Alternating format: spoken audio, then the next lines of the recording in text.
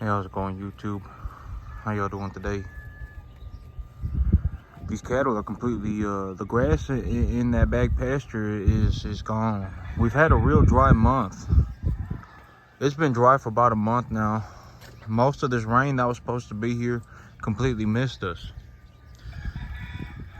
So that grass in the back right now is just about completely gone. So I got these cattle up front right now. There ain't a whole lot of grass up here, but the grass that is up here is pretty tall. It's pretty tall. The grass up here has been fertilized real well, because I've been putting fertilizer on this land that I plowed up. So I've been putting fertilizer on it to get it ready to drill seed. I got it all ready, then it's just been dry. So as I was putting fertilizer on this plowed land, the fertilizer ultimately ended up getting everywhere just because I was tossing it out with the broadcaster. So this grass that is up here, most of it's been plowed up, but the little bit of grass that is up here is real good grass. It's been fertilized extremely well. It's also had a couple of weeks, 2 weeks or so, to just grow. So I got a lot of grass out here. I've actually started to see some grass up here that's started to put on that little seed leaf. I call it a seed leaf. I don't know what it is, but it'll stick a little leaf up in the air. It looks like a little leaf that starts to put that develops seed on it. But when it does that, it's called bolting. But I've got some grass out here that's developed to the point of bolting. So the cattle are, well, my big idea was if I let the cattle up front, well, I figure as of right now, like, I can walk around on this field. See right here, the grass, I mean, the grass is real good. There ain't much out here, but there's a lot. The grass that is out here is well, I got enough forage over here for the cattle to graze for at least 2-3 days. I'm actually only gonna let these cattle graze up here for about 30 minutes this morning before I take them back, because yesterday I let them graze out over here. They were the cattle yesterday were just standing by the gate asking for food all day. And so that was my first big sign of maybe I need to be so I gave them some extra grain. Once I gave them the extra grain, they just left. They went to go nibble on grass. But that was my first big sign of the grass in the back pasture is gone. They've ate all the grass. It's been real dry for about a month now. So yep, I let them graze on it yesterday. I brought them up here yesterday to let them chew on the grass. After about 3 hours, after about 2.5 hours of just grazing grass, I began to realize that my animals were bloating again.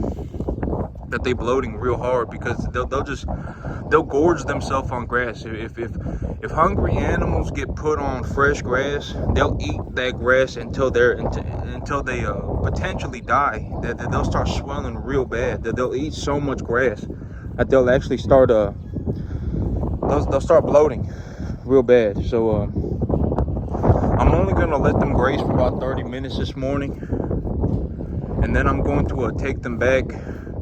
And then I'll let them back here later today, because what I don't want is I don't want these animals bloating and then it get warm outside.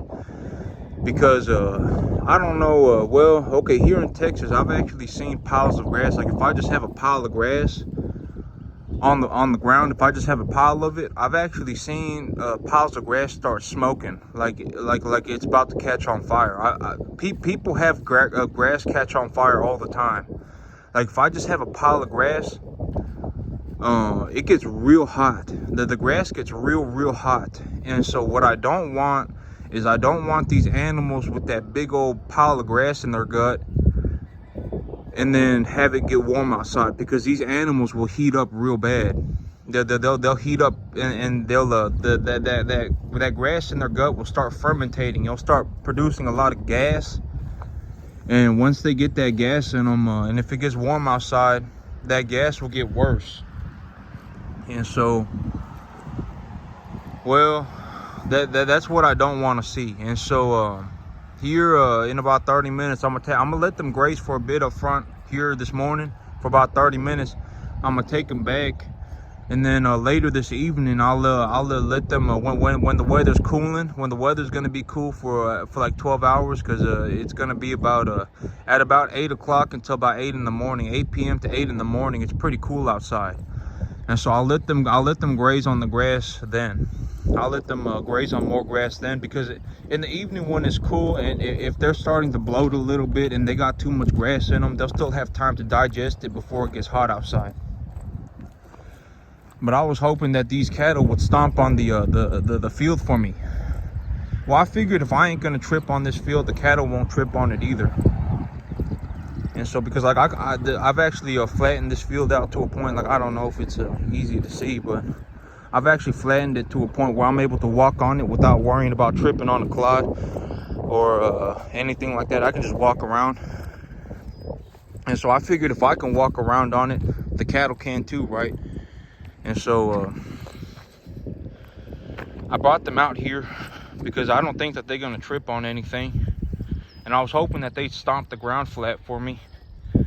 Turns out that when they first got out here yesterday, they thought that this dirt pit was the coolest thing ever, and they were trying to push each other off of it, and they were rolling around in it, scratching their heads on the dirt. But after about half an hour of that, they don't even want to go on the dirt patch. They just walk around on the grass and eat the grass. So, yep, these animals, they just walking around on the grass, which is good. I mean, it's perfectly fine. This grass is well, some of it looks a little bit better, but this grass right here, I missed it with fertilizer. It's easy to tell when a grass has a good bit of fertilizer on it. It's easy to tell, because grass that doesn't have fertilizer on it, it don't look good at all. This grass, these cattle, as they eat it, they'll ingest the minerals that the grass is picking up from the soil. So ultimately what they're doing is the grass is pulling the minerals from the soil, and then the cattle are pulling the minerals from the grass. And then as the cattle pull the minerals from the grass, the cattle will store it in their bodies. And so ultimately what happens is that the minerals get taken away from the land. And so that's where fertilizers come in. And so I'm able to add those minerals back to the soil via fertilizer. These animals, well, everything's going good. I paid all my bills this morning. I got all my bills paid. I took a look at all my expenses and everything. Right now, just for my equipment to operate my farm, like my tractor and my grain drill and my plows and everything that I've did on, that cost me about $311 right now. I took a good look at everything this morning. One of my cattle, I don't know why he doing that. One of my cattle mooing while he's eating grass. I thought something was going on.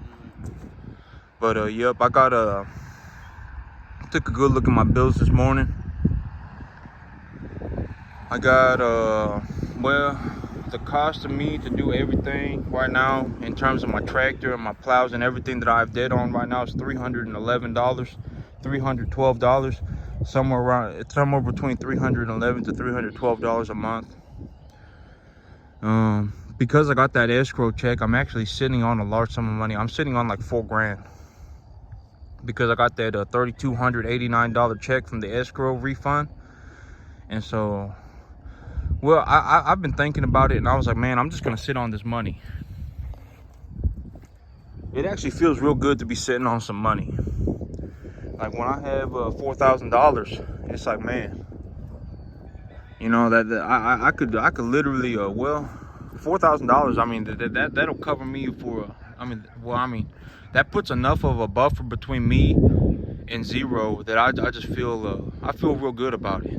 And so I'm just holding on to the money right now. I'm gonna need a sickle bar mower here in about I'm guessing, well, I need some rain first. I need some rain. It's supposed to rain today. It's supposed to rain tomorrow morning. I need some rain. But once it rains and I get this grass planted, once I get the grass planted and this grass is growing properly, once that happens, I'll need to start cutting the grass within 1.5 to 2 months after that grass starts growing. So I'm gonna need a sickle bar mower here probably within 2 months. But that gives me 2 months to find a good sickle bar mower. If I find a good drum mower, that'd be fine too. But that gives me about 2 months to find me a good sickle bar mower. So I ain't in any rush. Why would I be in a rush right now? I still got 2 months. You know, the going price on a sickle bar mower right now on the used market is like $2 grand for a real good used one. That's practically full price for a used one. So if I was gonna pay $2,000 for a used sickle bar mower, that'd be like me paying well, about $2,500 is what full price would be. And if I was willing to pay $2,500 right now, next month, if I'm willing to pay $2,500, I could still find one for that price. And so why would I go and pay $2,500 for one right now if I don't need it for 2 months, right? Because, okay, well, that's the thing for me, is that if I was going to pay $2,500 today, in 2 months somebody will be selling a sickle bar mower, and they'll be selling it practically brand spanking new for about $2,500. I mean, it just is what it is. That's what the market is, right? And so I'm looking for a good deal on one. If I find a good deal on one, I'll buy it. If not, I'll wait. Because what I mean, if I have a sickle bar mower right now, if I have a good drum mower right now, the only thing I'd be doing is putting grease on the chain and looking at it, right? So yeah, I don't see any reason for me to go in early on this thing, because if I'm gonna pay full price, I can pay full price at any time. If I have time to wait, I may as well just wait and look for a good deal. But I will need a sickle bar mower. If I can get myself a good drum mower, man. There was a drum mower the other last month that I didn't have any money, because my major reason for having the money right now is because I got that escrow refund check. But I didn't have the money. But there was a real good like a 9-10 foot bush hog mower, a bush hog drum mower for $3 grand, and that thing sold within 12 hours. But I actually saw the ad within like 40 minutes of having it been posted, within half an hour of having it been posted. And if I had the money then, I could have bought that thing.